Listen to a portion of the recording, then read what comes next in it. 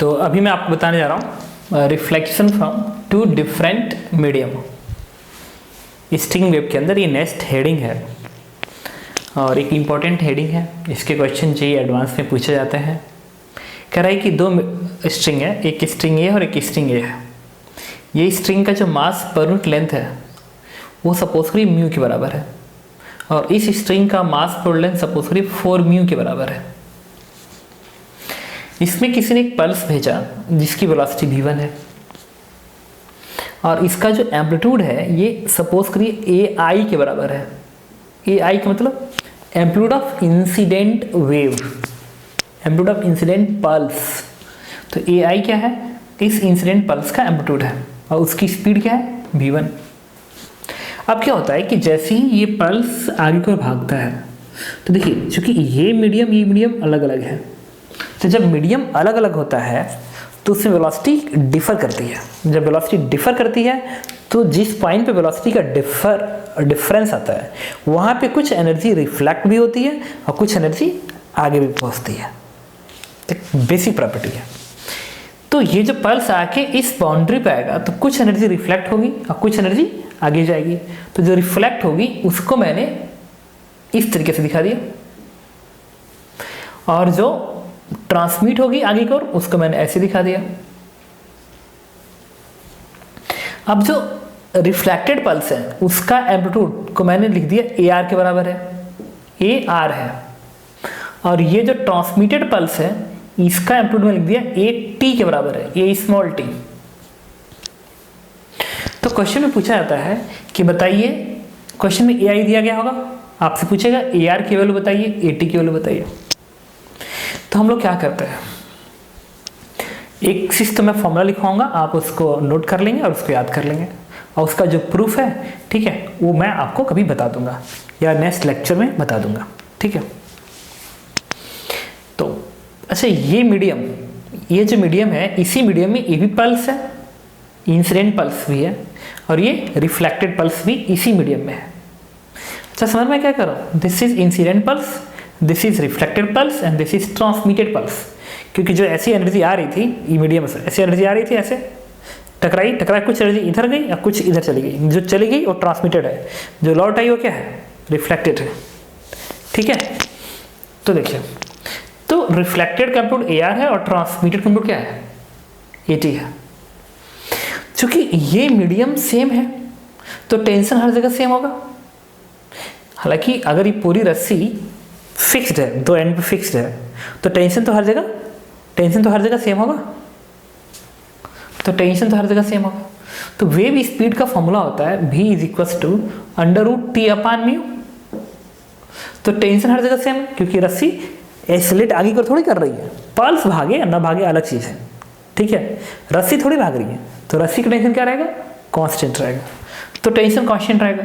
लेकिन जो म्यू है, इस रस्सी का म्यू अलग है और इस रस्सी का म्यू अलग है। इसका मतलब कि इसमें स्पीड और इसमें स्पीड अलग अलग होगी। लेकिन ये जो वेव है और ये जो वेव तो इसी मीडियम में है, तो इस मीडियम में इस पल्स के लिए भी टेंशन वही होगा और इस पल्स के लिए भी मास पर यूनिट लेंथ म्यू ही होगा और इस पल्स के लिए भी टेंशन यही रहेगा और मास पर लेंथ यही रहेगा। इसका मतलब चाहे इंसिडेंट पल्स हो या रिफ्लेक्टेड पल्स हो, दोनों की स्पीड एग्जैक्टली सेम होगी, v1। दूसरी चीज, इस पल्स की स्पीड चेंज कर जाएगी बिकॉज ऑफ म्यू, इसका 4 म्यू है।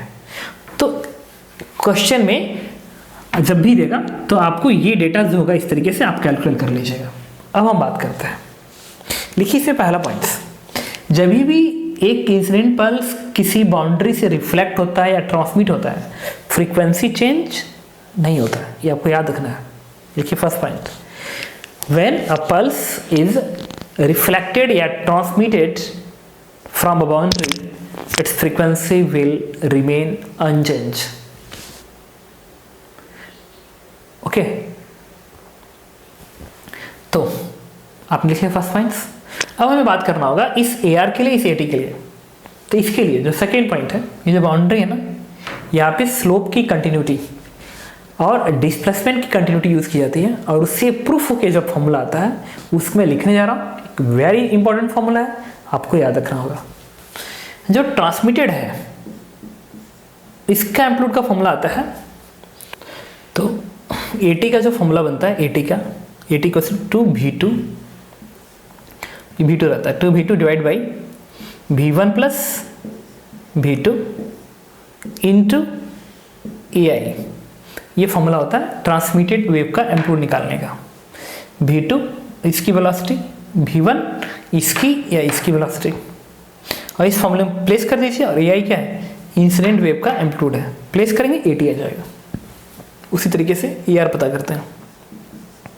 जो AR आता है इसका फॉर्मूला बनता है V2 minus V1 divide by V1 plus V2 into AI, ये फॉर्मूला बनता है।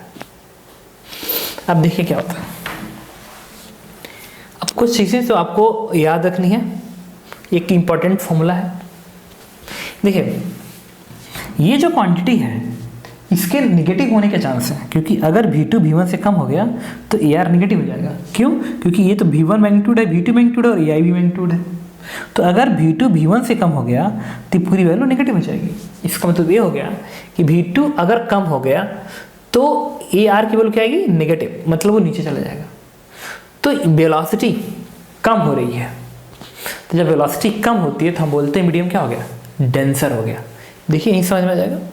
जब आपने वेलोसिटी लिखी थी √T अपान म्यू, तो जब म्यू बढ़ेगा तो स्पीड क्या होगी? कम होगी।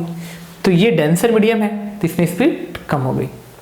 इसका मतलब ये हो गया कि मैं ये कह सकता हूँ कि जब भी कोई वेव डेंसर मीडियम से रिफ्लेक्ट होती है, डेंसर मीडियम से रिफ्लेक्ट होती है, डेंसर मतलब इसमें स्पीड कम हो, उससे अगर रिफ्लेक्ट होती है तो वो एम्पलीट्यूड नेगेटिव हो जाता है। मतलब जो ऊपर जा रहा था वो नीचे होके ऐसे भागेगा, मतलब पाई का फेज चेंज।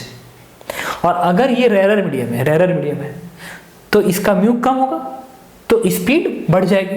तो V2 बढ़ गई V1 से, मतलब ये क्वांटिटी प्लस आ गई, मतलब रिफ्लेक्टेड पल्स इन्वर्ट नहीं होगा, तो जैसे है वैसे ही लौट आएगा। तो अब यहाँ पर हम लोग क्या करते हैं ना, मॉड लगा देते हैं, क्योंकि जो AR है एक मैग्नीट्यूड होता है तो मैग्नीट्यूड कैलकुलेट करेंगे। तो एक चीज़ तो आप इस फॉर्मूले को नोट कर लेंगे, नोट कर लीजिए।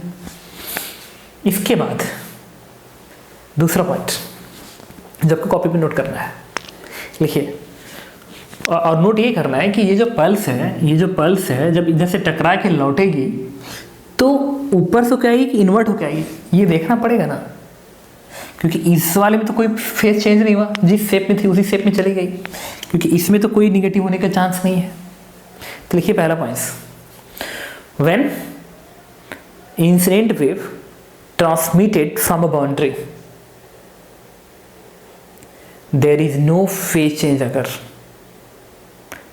there is no change in shape, this means shape will not inverted। लिख लिया। दूसरा पॉइंट नोट करिए, when a pulse is reflected from denser medium, denser underline करिए, when a pulse is reflected भी अंडरलाइन है, when a pulse is reflected from denser medium its shape will be inverted। This means pi angle phase change arise between incident wave and reflected wave if it is reflected from denser medium। तो इस point को मैं फिर repeat कर दे रहा हूँ जो मैं बोलना चाह रहा था। When a wave is reflected from denser medium, its shape will be inverted and pi angle phase change occur। अगला पॉइंट, अगर ये डेंसर नहीं होता, ये रेयर होता, तो ये जो पल्स जाती है जब इससे लौटेगी तो उसी शेप में लौटेगी, वो इन्वर्ट नहीं होगी, मतलब फेज चेंज नहीं होगा। देखिए, when reflection is take place from rare medium, when reflection is take place from rare medium there is no phase change occur, this means shape will not be inverted. लिख लिया। तो आप इस फॉर्मूले को नोट कर लेंगे और चलिए हम एक क्वेश्चन नोट करते हैं और आप उसको बताएंगे, ठीक है। मैं यहीं पे लिख दे रहा हूँ। इजी क्वेश्चन होगा, इस तरीके से मीडियम बना दिया।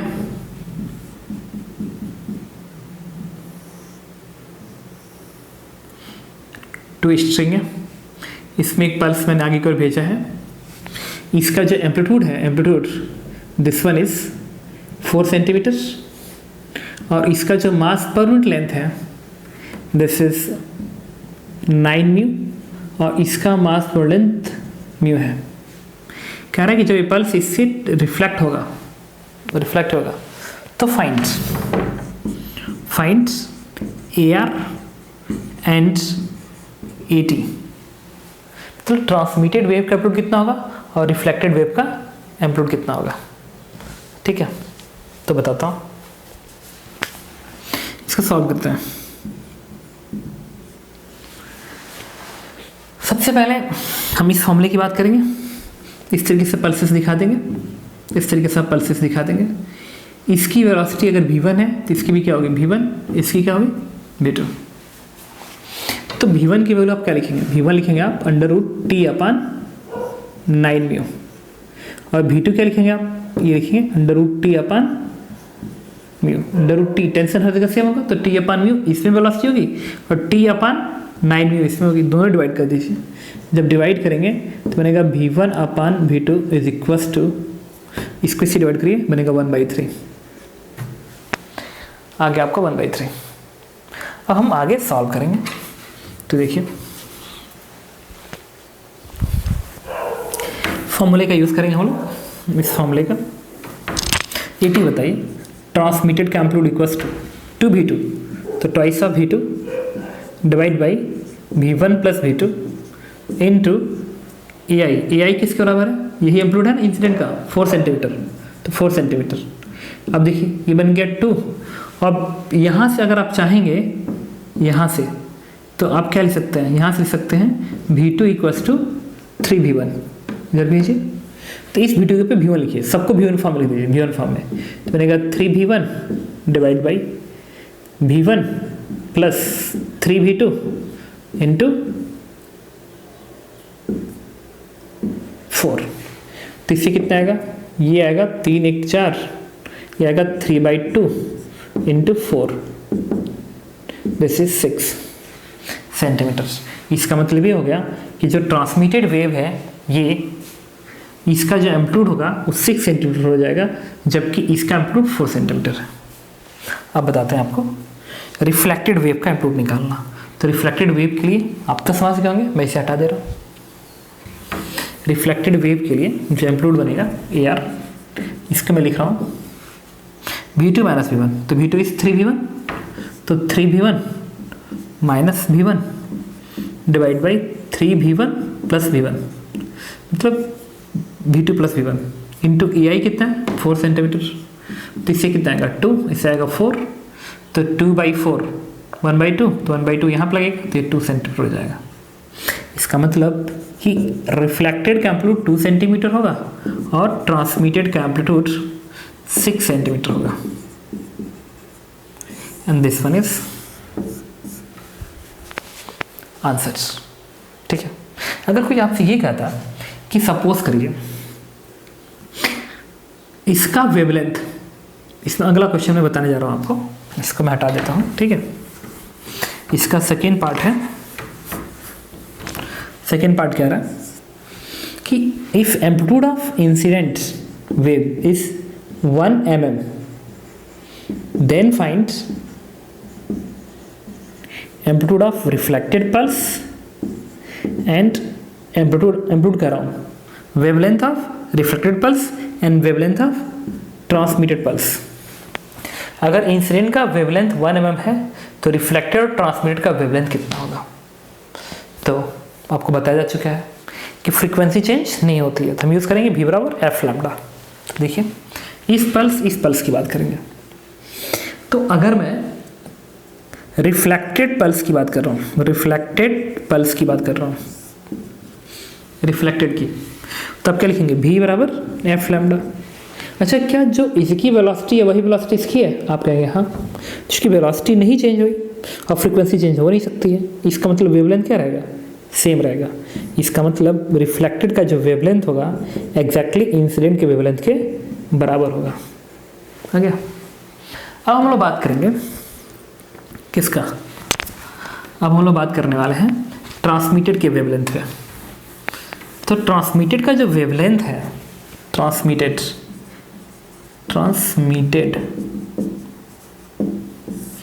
बी बराबर क्या होता है, एफ लैम्डा।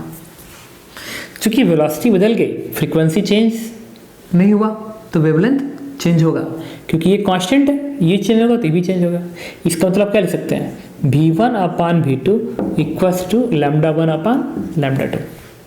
तो v1 कौन सा है, ये इंसिडेंट है, v2 कौन सा है, ये है, और ये क्या है, λ1 क्या है, इंसिडेंट का वेवलेंथ है, और λ2 किसका वेवलेंथ है, ट्रांसमिटेड का, ये ट्रांसमिटेड पल्स है।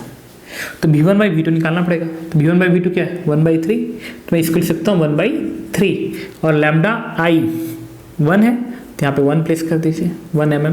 तो यहाँ से लैम्डा टी का कितना जाएगा, 3 mm। इस तरीके से आपने इन दोनों का आंसर प्रोड्यूस किया। तो अगर ऐसे क्वेश्चन देते हैं और आपसे पूछता है कि बताइए कि ट्रांसमिटेड का एम्पलीट्यूड क्या होगा, रिफ्लेक्टेड का एम्पलीट्यूड क्या होगा, ट्रांसमिटेड का वेवलेंथ कितना होगा, रिफ्लेक्टेड का वेवलेंथ कितना होगा, तो आप ऐसे कैलकुलेट कर लेंगे। अब मैं इसी पे बेस होके आपको इक्वेशन लिखना सिखा रहा हूँ।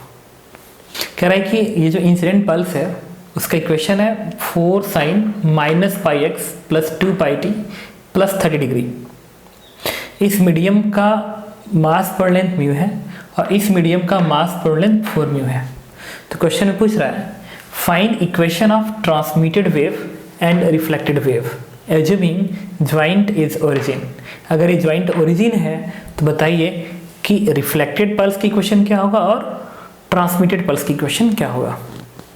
तो आपको पता है कि जब मैं वेव इक्वेशन बता रहा था कैसे लिखते हैं, उसमें कहा था कि ओमेगा टी को प्लस करते हैं। तो क्या इसमें प्लस है, हाँ, टी का कोफिशिएंट प्लस है, यस प्लस है, तो इसमें से कोई माइनस साइन बाहर निकालने की जरूरत नहीं है।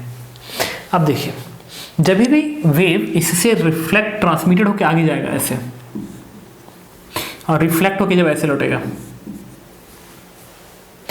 तो इसका कुछ एम्पलीट्यूड होगा, लिखना पड़ेगा।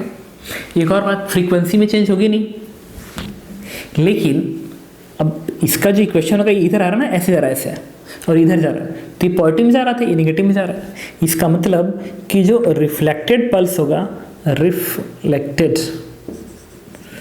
रिफ्लेक्टेड जो पल्स होगा उसका इक्वेशन क्या बनना चाहिए, YR = AR sine, as it is copy paste होगा साइन, ये पूरा का पूरा टर्म। अच्छा, फ्रीक्वेंसी चेंज नहीं होती है, मैं कहा था ना कि वेव जब रिफ्लेक्ट होगी या ट्रांसमिट होगी फ्रीक्वेंसी चेंज नहीं होगी, फ्रीक्वेंसी f नहीं चेंज होगी। तो ओमेगा क्या होता है, 2πf, जब f नहीं चेंज होगा तो ओमेगा भी नहीं चेंज होगा।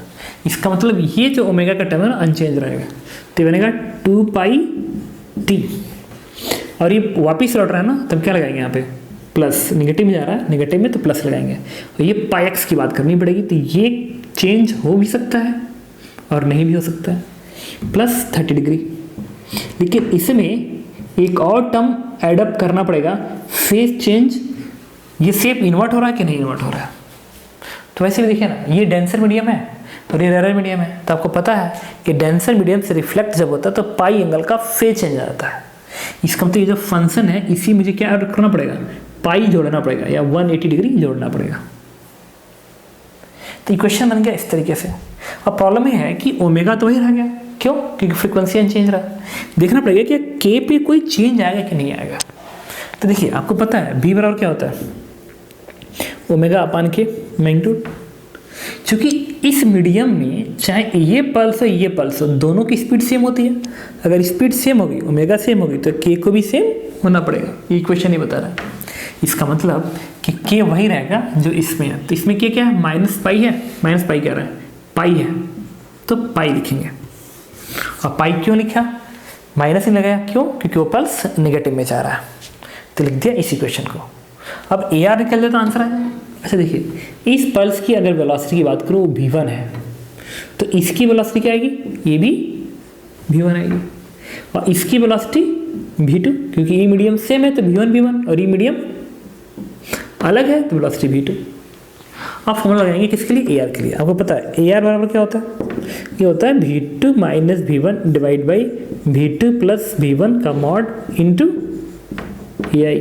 तो V2 कितना है, तो ये जो V2 है और ये जो V1 है इसमें एक रिलेशन होगा, फोर म्यू है ना, मतलब V2 क्या होगा under root T upon 4 mu, और V1 कितना होगा, V1 होगा under root T upon mu. दोनों को डिवाइड कर दीजिए तो इससे क्या आएगा V2 अपान V1 की जो वैल्यू आएगी 1 अपान 2h आएगी। इसका मतलब V1 क्या आएगा 2V2। तो यूज़ करिए यहाँ V2 को V2 ही रहने दीजिए और माइनस V1 पे क्या रखेंगे 2V2 divide by V2 plus V1, मतलब V2 और V1 क्या है 2V2, और AI इसमें देखो AI क्या है 4 के बराबर है, यहाँ लीजिए 4, और चूँकि मॉड लगाना है इसमें तो कितना आएगा, ये यहाँ से 1 आएगा, यहाँ से 3, तो 4/3, दिस इज 4/3। तो ये जो इक्वेशन है वाई आर बेसिकली ये कन्वर्ट किस में हो जाएगा इस तरीके से, Y R is equals to A R की जगह पे 4/3 sign 2πt plus pi x, ये 180 है ना 30, this is 210 degree. This is reflected wave equation. सही है। अब हमें बात करनी है ट्रांसमिटेड का वेव इक्वेशन क्या होगा, तो मैं इसे हटाता हूँ और फिर आपको बताता हूँ। तो जो ट्रांसमिटेड के वेव इक्वेशन होगा, मैं हटा रहा हूँ ट्रांसमिटेड, तो यहाँ मैं लिखा ट्रांसमिटेड, तो YT equals to AT। Frequency change नहीं होती है तो वही लिखेंगे, K पे बात करनी पड़ेगी अभी, तो इसको K2 रहने दीजिए 30 डिग्री। लेकिन आपको पता है ट्रांसमिटेड और इंसिडेंट में कोई फेज चेंज नहीं होता है, तो इसमें पाई जोड़ने की जरूरत नहीं है, जैसा शेप होता है उसी शेप में वो आगे भागता है। अब AT निकालना बाकी है और K2 पे समझना पड़ेगा। अच्छा, वेलोसिटी बराबर क्या होता है ओमेगा अपान के मैग्नीट्यूड में, चूंकि वेलोसिटी बदल गई, क्योंकि यहाँ पे वेलोसिटी V1 यहाँ पे V2 है, V बदला ओमेगा नहीं बदला, मतलब K क्या होगा चेंज होगा। तो इस फॉर्मूले से अगर मैं कहूँ V1 अपान V2 बताइए तो बनेगा K2 अपान K1, फिर इनवर्स रेशियो है ना, तो V1/V2 का K2 अपान K1। अब V1 पे क्या लिख दीजिए 2V2, इसके लिए लिख दीजिए इस फॉर्मूले से 2V2, और K2 निकालना है, और K1 कितना है, K1 पाई के बराबर है, KX होता है ना, तो K1 का मैग्नीट्यूड पाई है। तो यहाँ से V2 से V2 कट जाएगा, तो K2 की वैल्यू कितनी आ जाएगी, K2 इज 2π। तो मैं यहाँ लिखने जा रहा हूँ 2π, लेकिन एक प्रॉब्लम्स और है, ये वेव पॉजिटिव जा रही है तो ये भी पॉजिटिव जा रही है, तो ये जो टर्म्स है ना ये टर्म एग्जैक्टली सेम रहेगा, मतलब ये टर्म जो है ना यहाँ पे क्या रहेगा x का कोफिशिएंट ये निगेटिव रहेगा इस तरीके से, ये पूरा पूरा ये वाला टर्म्स एग्जैक्टली सेम आएगा, बस k में चेंज आएगा। क्यों, क्योंकि ये वेव पॉजिटिव जा रही है और इसको भी किधर जाना है पॉजिटिव में जाना है, तो मैंने ऐसे लिख दिया। अब मैं इसे हटा रहा हूँ, बस AT निकालेंगे आंसर आ जाएगा। तो AT के लिए फॉर्मूला क्या था 2V2 divide by V1 plus V2 into VI। तो 2V2 ही रहने दीजिए इसको, V1 पे क्या लिखेंगे 2V2 प्लस V2, और AI कितना है 4, तो कितना बन गया 3, 8/3, तो यहाँ पे लिख दीजिए 8/3। तो this is equation of transmitted pulse, और जो प्रीवियसली बताया था वो इक्वेशन ऑफ रिफ्लेक्टेड पल्स था। तो इसके बाद अब हम नया हेडिंग पढ़ेंगे स्टैंडिंग वेव, जो कि आज का जो अगला वीडियो होगा उसमें आएगा स्टैंडिंग वेव।